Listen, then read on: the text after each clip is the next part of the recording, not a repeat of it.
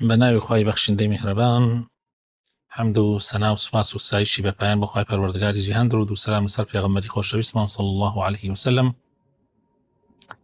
و لەسەر ئەهل بەیت و هەموو یاران و هەموو شوێنکەوتوانیان تا کۆتا زەمان. برایانی ئازیز و خۆشەویستم لە پرۆگرامی زاد بابەتی حەدیث و فەرمودەی پێغەمبەری خۆشەویست صلی الله عليه وسلم قۆناغی دووەم گەیشتونەتە لاپەڕی 40 حەدیثی نۆیەم. فەرمووە سەسۆران بخێنە. الحديث التاسع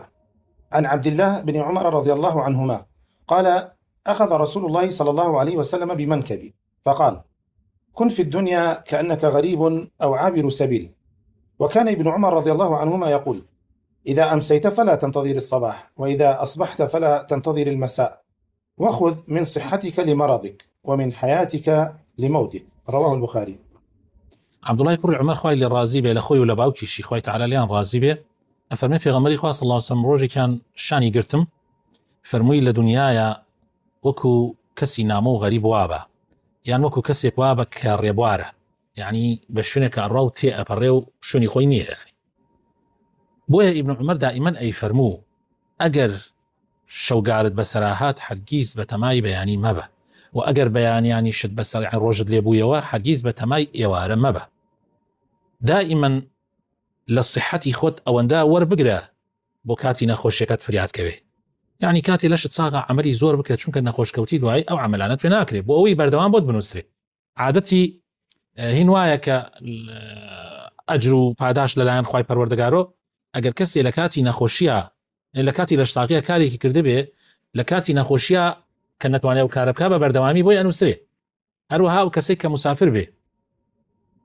ئەوانەی بۆ ئەنووسێت کە لە کاتی لە ماڵا بۆ کردوێتی کە لە سەفەرە ئاسانیە و تۆزە قورسرە.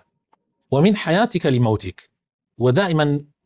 مادام هاي لەژیانە ئەوەندە خڕکە بەکەلکت بێ بۆ کاتی مردنت، چونکە مردن لە حەزاتێکە و کەس نازانێت چۆنە. هەر لە کتوبڕێکە حادیسەیەک یان ڕووداوێک دێتە سەرا ئەگەڕێتەوە بەلای خوای پەروەردگار ئەگەر شتێکت پێشە ئامادە نەکرد بێت دوای بەمایە پوچێکیتە لای خوای پەروەردگار. خوا پەناماندا. الراوي الحديث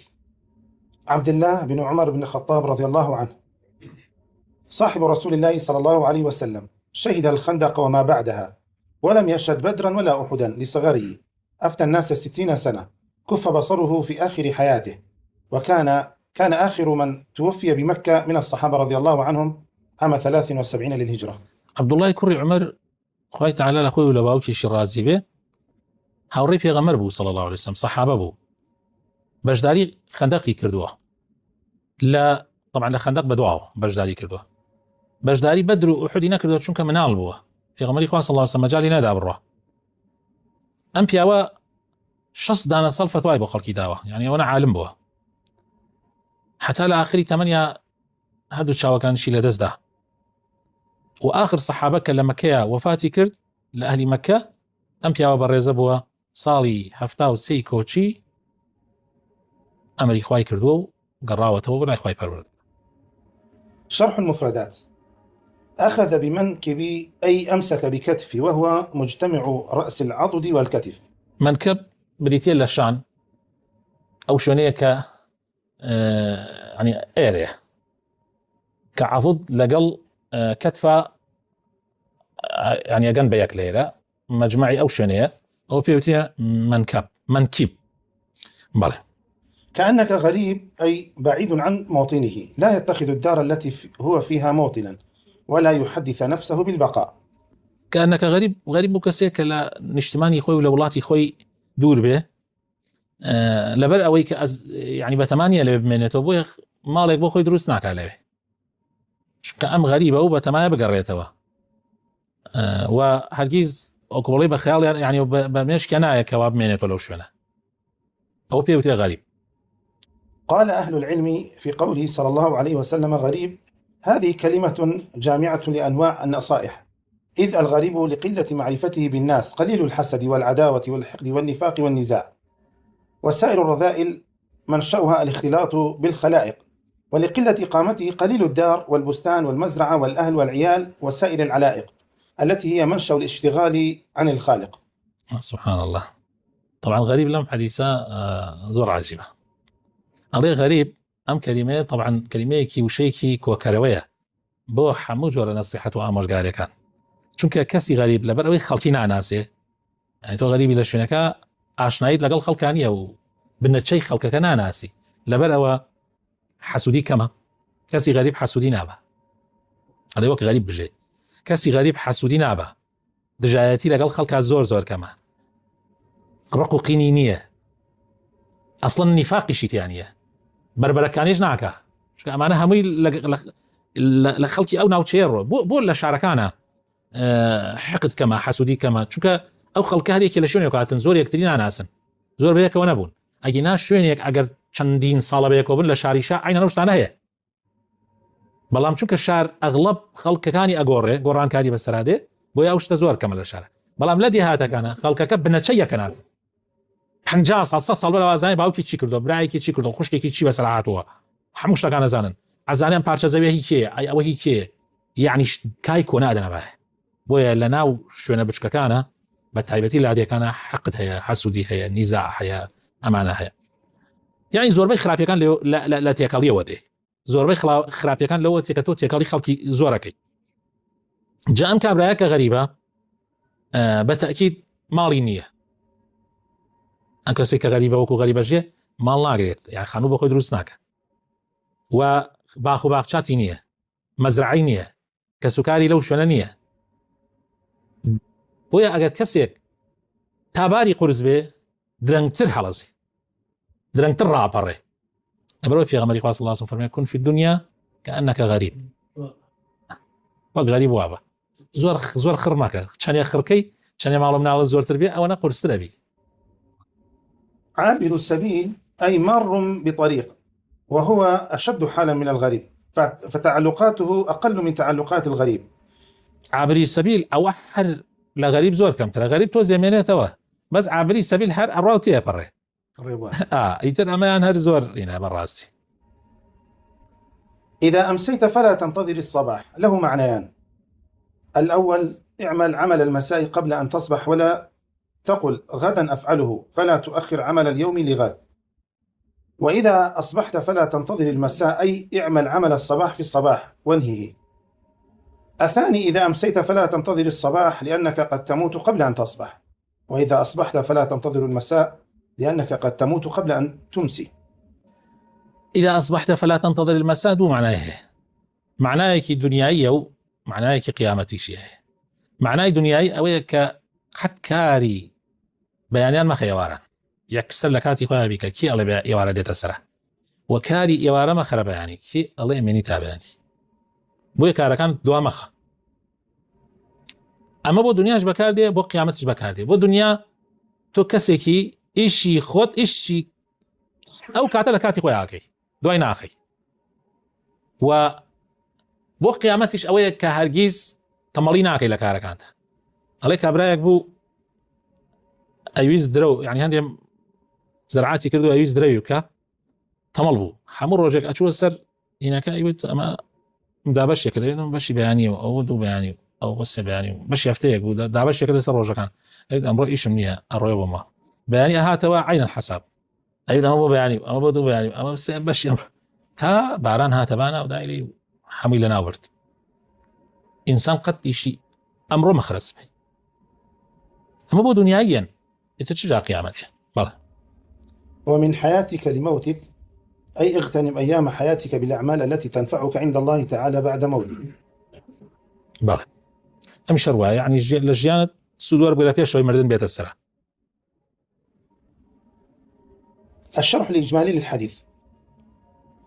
هذا الحديث أمر فيه النبي صلى الله عليه وسلم بالزهد في الدنيا وعدم الركون إليها، لأنه مهما طال بك العمر فإن مآلك إلى مفارقتها، ثم هي ليست بدار الصفاء والسرور دائما، بل صفها محفوف بأكدار كثيرة وسرورها محفوف بأحزان كثيرة. كن فيها كأنك غريب لا تعرف أحدا ولا يعرفك أحد، أو عابر سبيل لا تنوي الإقامة والاستقرار. فالغريب لم يتخذها سكنا ولا وقرارا، وعابر السبيل لم يستقر فيها أبدا، بل هو ماش طريقه. وعابر السبيل أكمل زهدا من الغريب، لأن عابر السبيل ليس بجالس، والغريب يجلس ولو قليلا ثم يرحل. ولذلك كان ابن عمر رضي الله عنه يقول: إذا أصبحت فلا تنتظر المساء فإنك قد تموت قبل أن تمسي، وإذا أمسيت فلا تنتظر الصباح فإنك قد تموت قبل أن تصبح، ولكن انتهز الفرصة ولا تؤخر العمل، ولا تركن إلى الدنيا فإنك قد تمرض فتعجز، وقد تفتقر فتعجز، وقد تموت فينقطع عملك. معناه هيك قشتي أم حديثة في غمري صلى الله عليه وسلم أمر من فيك كإمل دنيايا زاهد بين، يعني كمويست بين، زور تماحي قورمان بدنيا نبي، زور پشت بۆ دنیا نەکەینەوە. معنای ئەوە نییە ئینسان لە دنیا حەز لە دەوڵەمەندی نەکە، ئینسان لە دنیا حەز لە ماڵ و سەرۆت و سامان نەکە. ئەگەر هات با تێکەڵ بە دڵت نەبێ، مەیە لە تێکەڵ بە دڵت بێ، زۆر دڵی پێوە مەبەستە، زۆر شت لە دەور خۆت کۆ مەکەرەوە، چونکە چەندێک عمرت درێژ بێ ڕۆژێک ئەبێ ئەم دنیاە بەجێ بێڵی، جا چەند زەحمەتە ئەم دنیاە بەجێ بێڵی و بارت قورس بێ، نەخۆش بکەویت و شتی جوانت زۆر بێ، زۆر ناخۆش. من لە ژیانی خۆمە هەندێک لە قەتاتم دێتە بیر. ئەمان خوێنە لە کولیە تازە سیارەم کڕی بوو، سیارێکی یعنی بەدڵ خۆم کڕی بۆ کاتە سیارەی مۆدل تازانە نەبوو، سیارێکم کڕی ئێوارەی پێش ئەوی بگەڕێنەوە بۆ ئیمتحانات. طبعا کە گەڕێنەوە بۆ ئیمتحانات 2 هەفتە و تقریبا 3 هەفتەمان پێ چوو، نەیانێڵا بگە، یعنی چەند نەمانتوانین بگەڕێنەوە. منیش ئێوارەکەی سیارێکم کڕی بوو، هێشتا شەو تێرم لێ نەخواردو لە خوڕینەکەی، بۆ کەوتم سیاری تازە نەبوو ئەو کاتانە. باوەڕەکەی ئەو 3 هەفتەیەم لێ بوو بە 3 ساڵ. یعنی کاتەکانی تر زۆر احتیاطی بوو، 2 هەفتە 3 هەفتە مانگ، جاری وا بۆ 3 مانگ من نەگەڕاومەتەوە، زۆر احتیاطی بوو. بەس ئەو جارە زۆر زەحمەت بوو چونکە شتێکم جێڵا بوو حەزمە کرد بگەڕێمەوە لە بۆ یەکێک لە ئەنبیا کاتی ئەوێ بڕا بۆ جیهاد ئەڵێ هەر کەسێ ئەگەر مارەی ژنی بڕیە ئەیەوێت بیگوازێتەوە بان لەگەڵمانەیە، هەر کەسێ خانووی کردووە هێشتا نەڕۆێتە ناوی ها لە تەوابوونە و ئەوانە بان نەیە لەگەڵمان، کەسێک چی کردە یعنی ئەوانەی کە شتێکیان هەیە جیانێڵا و دڵیان ئالای بان نەیە لەگەڵ، چون ئەوانە ناتوان شەڕکەن، ڕاکەن، بەرگەی جیاد ناگرن، بەرگەی دژمن ناگرن، چون دڵیان ها لە ماڵ. جا لەبەرەوە ئینسان زۆر بار لە خۆی کۆ نەکاتەوە، چونکە کەس نازانێت چی دەقیقەن نەخۆشەکەوی، با زۆر خەفەت نەخۆی. ئەم دنیاە ماڵی بەردەوامی نییە، یعنی با بەردەوامی بەڵێ من هەر لە سەرێک تایم مستحیل شتیوە، بەڵکو ناڕەحەتی دائیمان ئەبێ خۆتی بۆ ئامادەکەی، وەڵڵا ئەبێ خۆتی بۆ ئامادەکەی کەوا کوڕت بمرێ، ئەبێ خۆتت بۆ ئامادەکەی کەوا ژنت بمرێ، ئەبێ خۆتی بۆ ئامادەکەی کەوا هاوسەرت بمرێ، یعنی مەبەستم بۆ ژنە بۆ پیاوەکەی بمرێ، ئەبێ خۆی ئامادە بکە کەوا باوکت بمرێ، دایکت بمرێ، گشت و کەسوکار، یعنی دۆستترین دۆستەکانت کاتێکە زانی بەجێ دێڵێ. برادرێک لەسەر قەبری برادرێکی بینیم ئەگریا، زۆر بە کوڵ ئەگریا، ئیتر دوایەوە قەدەرەن وا ڕێکەوت ئەو برادرە لەگەڵ ئێمە سەرکەوت لە سیارەکە و گەڕاینەوە، وتیم ئێمە ئێوارە بەیەکەوە بووین، ئێوارە بەیەکەوە بین، وعدێکماندا بوو بەیانی بیک، نەمزانی ئاوا لە یەکە بین، ئەگینا دڵیم نائشکان، داوا تەکلیفی لێ کردم کە بە یەکەوە بڕۆین بۆ فڵانە شوێن، وعدێکمانە بوو، من دوام خستم سبەینێ، نەمزانی ئەگینا ئەچووم لەگەڵێ. ئیتر سەیرەکەی خەڵکە شتی خەفەتەخوا بۆ ئەوەی شتێک هەبووە و نەیکردووە. بۆیە ئینسانی ئیماندار پێغەمبەری خوا صلی الله علیه و سلم نصیحەتێکە فەرمێ لە دنیا وەکو غەریب وە، بە غەریب طبعا غەریب و عابری سەبیل فەرقیان هەیە، غەریب دەرەجەیەکی وەکو بڵێ لەسەرەوەی عابر السەبیل هەر زیاتر، یعنی وەکو کەسێک غەریب ئەوە لە شوێنێکایە لەوانەیە ئوتێلێکی گردە بێت مێنێتەوە تایە، لەوانەیە مەسەلەن، بەڵام غەریب ئەو کەسین عابری سەبیل ئەوەیە هەتی ئەپڕێ و لا نادا هیچ، یا ئەمیان بە یا ئەمیان، یعنی ئەگەر ئەوەی تریان نەبی کە هەر وەکو عابر السەبیل وەکو پێغەمبەر عیسی عەلەیهی سەڵات وەسەلام ماڵی نەبووە، پێغەمبەر عیسی ماڵی نەبووە، پێغەمبەر عیسی ماڵی نەبووە، جێگای خۆی ڕانەخستووە بۆ خەوتن، یعنی جێگای نەبووە ڕای خاو بخەوێ لەسەر لە ژیانیە. ئەوە ئەگەر ئەوەت نەکرا هیچ نەبی هەوڵ بدە غەریب بە، یعنی ئەگەر بۆت بکرێ، یعنی کە تیایشی ئەمێنیتەوە دڵی پێوە مەبەست. بۆیە ئیبن عومەر فەرمێ ئەگەر بەیانیت بەسەراحات چاوەڕوانی ئێوارە مەبە، ئەگەر ئێوارەشت بەسەراحات چاوەڕوانی بەیانی مەبە، چونکە جاری وا هەیە یعنی هەلەکان لە دەست مەدە بە کوردێکی هەلێ ئیسە بۆ ڕێ کەوتووە، یعنی بیکە زەرام وایە ناوی بۆ حەجەرەشێ ناڕوە، جدوای بۆ ساڵێکی نازانێت لەوانەیە ئەمە ئاخر جار بێ زەلامێ ئیمکانیاتی پارەی هەیە يعني هەندێک وەزع هەیە تاخیرێکە هەندێک عیبادات هەیە تاخیرێکە حیفە تاخیرێکی چونکە لەوانەیە تو ئیتر ئەمە ئاخر جارت بێ ئێستا هەتە لەوە چێ سبەی نەدبێ ئێستا دەست بەتاڵە لەوە چێ سبەی دەست بەتاڵ نەبێ بۆیە نیعمەتانی مەغبون فيهما كثير من الناس الصحة والفراغ زۆربەی خەڵق سبحان الله لەو دوو نیعمەتە لە جاتی ئەوەی شکری کەن و قەدری بزانن سبحان الله زۆر لە خەڵکی ئەدۆڕێنتیایە ناتوان حەقی بدەن لەش ساغی دەست بەتاڵی ئێستا زۆر کەسێ پێڵی بۆ نای دەست والله مەجالم نییە مامۆستا بەخوا مەجالم نییە بەخوا خۆشم جەرمایە مەجالم خەریکە نامێنێ جاری وا هەیە ئەوەندە مەسەن دەوروبەر هەڵ تەنگت پیاڵە چنێ ئێژم بەخوا لەوانەیە ناتوانم تە دەرسەکانم بکەم یە فرسەتە تا هەیە بیکە لەش ساغیش سە کەسێک لە ئێمە ئەگەر تووشی حاڵەتەکان نەیتوانی خۆ و ناکرێ بە چواردەسی هەڵیگریم بۆن بۆ دەرسەکان ناتوانێت. فوائد الحديث: أولا التزهيد في الدنيا وأن لا يتخذها الإنسان دار إقامة، وأن لا يتخذها الإنسان دار إقامة لقوله كن في الدنيا كأنك غريب أو عابر سبيل. سودەکان یم حەدیثەیە کەم سوودی ئەوەیە کە ئینسان کەمیویست بێ لە دنیا مەکە داری إقامة، كن في الدنيا كأنك غريب أو عابر سبيل. ثانيا حسن تعليم النبي صلى الله عليه وسلم بضرب الأمثال المقنعة، لأنه لو قال ازهد في الدنيا ولا تركن إليها وما أشبه ذلك لم يفد هذا مثل ما أفاد قوله كن في الدنيا كأنك غريب أو عابر سبيل. جوانی تعلیمی پێغەمبەر صلی الله عليه وسلم يعني بەوەی کە نمونەی جوان دێنێتەوە کە قەناعەتت پێ بکات. ئیسا ئەگەر پێغەمبەری خوا بیفەرمایە لە دنیا زاهید بە پشت مەکەرەوە بە دنیا زۆر دڵت بە دنیا خۆش نەبێت ئەمە وەک ئەوە نییە بێژێ كن في الدنيا كأنك غريب أو عابر سبيل يعني فرقية أما أم نمونة تأثيري زياترة كاريجري زياترة.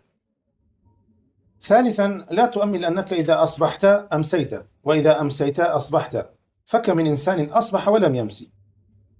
وكم من إنسان أمسى ولم يصبح، وكم من إنسان لبس ثوبه ولم يخلعه إلا الغاسل، وكم من إنسان خرج من أهله قد هيأوا له غداءه أو عشاءه ولم يأكله، وكم من إنسان نام ولم يقم من فراشه. فلا ينبغي للإنسان أن يطيل الأمل بل يكون حذرا حازما. الله ئاواتت ئەوەنە زۆر نەبێ بڵێ وەڵی هەموو بەیانیانە بڵێ کوڕە ئێوارە دێتە سەرا کێشە نییە یا ئێواران بڵێ بەیانی دێتە سەرا ئەڵێ چەندین خەڵک هەبووە بەیانیاتە سەرا ئێوارەی بەسەرا نهاتووە چەندین خەڵکی شەی ئێوارەی بەسەراتەوە بەیانی بەسەرا نهاتووە چەندین کەسێ ئەو جلوبەرگەی بەری کە کردیە بەر مردوشۆر دایکەنە چەندین کەسێ لە ماڵ دەرچوو خواردنی باشیان بۆ ئامادە کردووە چیان بۆ ئامادە کردووە بەڵام نەگەڕاوە جارێکی تر بیخوا.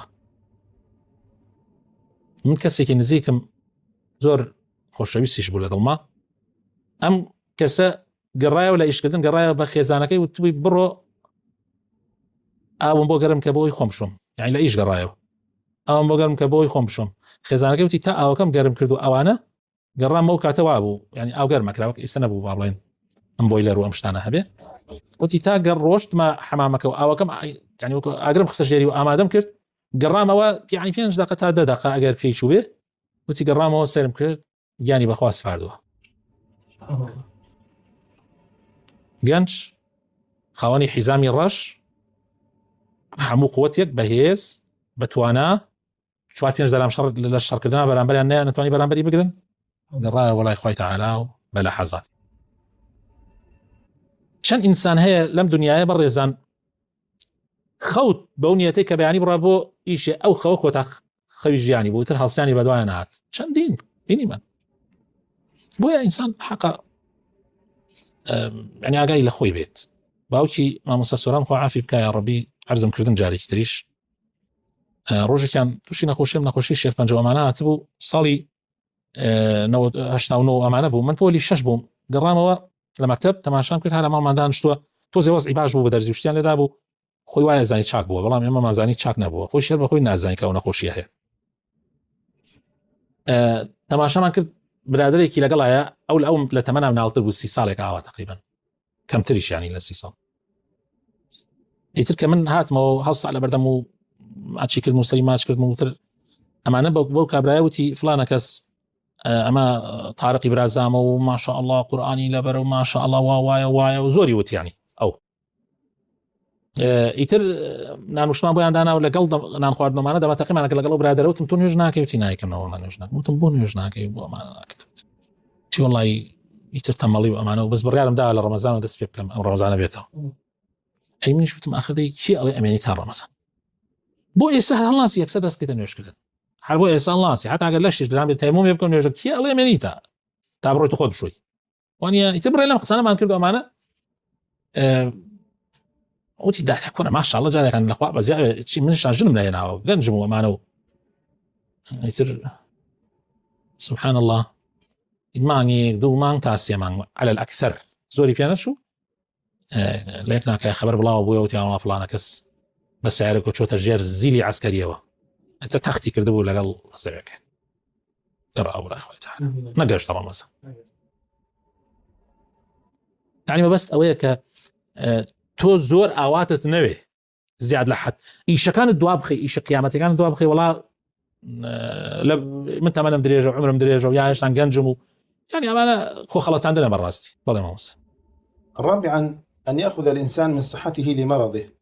لأن الإنسان إذا كان في صحة تسهل عليه الطاعات واجتناب المحرمات بخلاف ما إذا كان مريضا. وكذلك أيضا أن يأخذ الإنسان من حياته لموته، فالإنسان الصحيح منشرح الصدر منبسط النفس واسع الفكر